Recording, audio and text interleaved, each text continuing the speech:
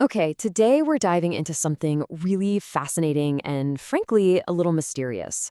We're talking about a forbidden map, an idea that's been gaining a lot of traction.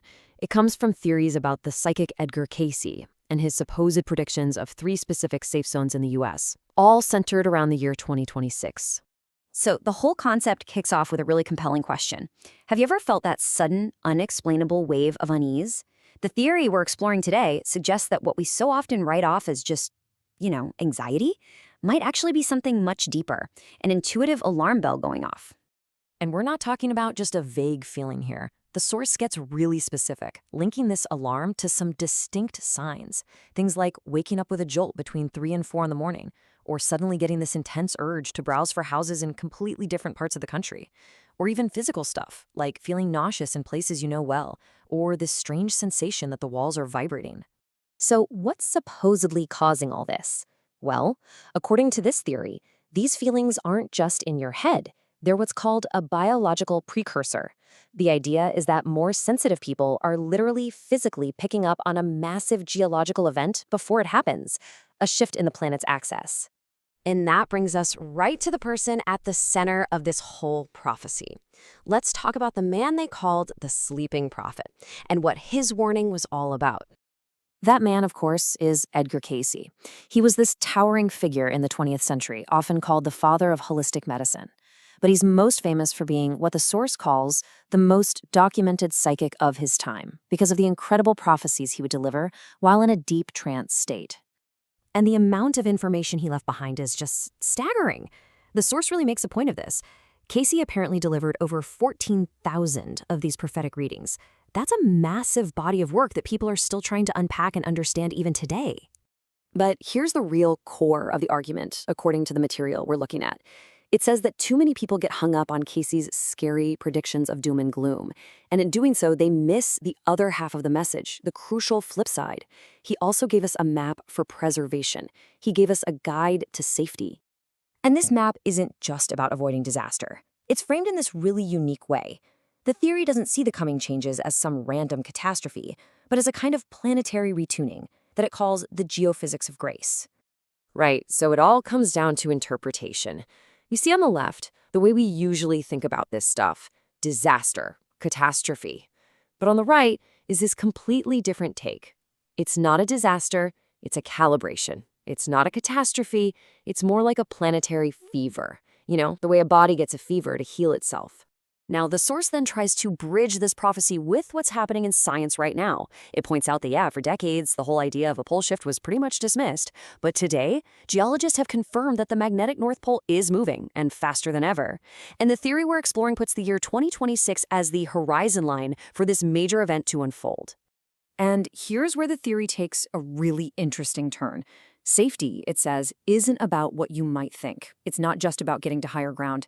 It's about being on a very specific kind of geology, bedrock, that the source describes as spiritually conductive, something that can actually buffer all that chaotic energy.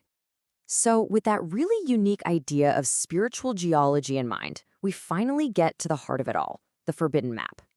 Let's actually look at the three specific sanctuaries that the source claims Edgar Cayce pointed to.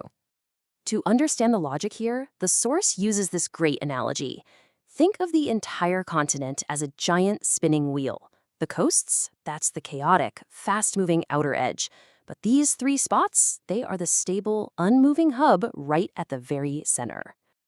So, sanctuary number 1, Virginia's high country. And the source is super clear on this. This is not the coastline. It's not Virginia Beach, which it actually calls a danger zone. No, we're talking about the inland plateaus, the Appalachian spine of the state. All right, the second safe zone is the Ohio Valley. This whole area is described as the stable heart of the nation, covering parts of Ohio, Indiana, and Illinois. It's all about that ancient, solid ground it sits on. And the third and final point on this triangle of protection is the Nebraska High Plains. The source calls this spot the ultimate anchor, basically the eye of the storm that's going to hold steady while everything else is in chaos. This table really sums it all up, right?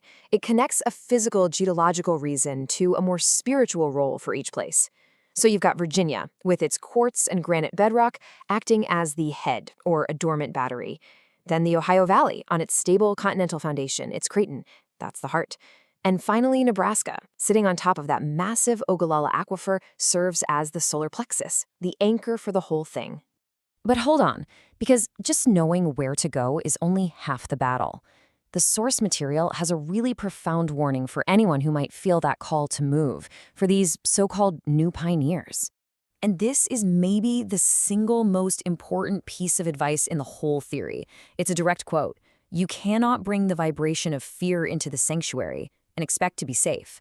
The point is, your mindset is actually more important than your physical location. And the reason for that is because these specific places are described as amplifiers. So if you show up full of panic and fear, the land itself will just magnify that. But if you arrive with hope, with faith, with a real intention to build something new, that positive energy gets amplified instead. So it all boils down to a choice between two very different paths.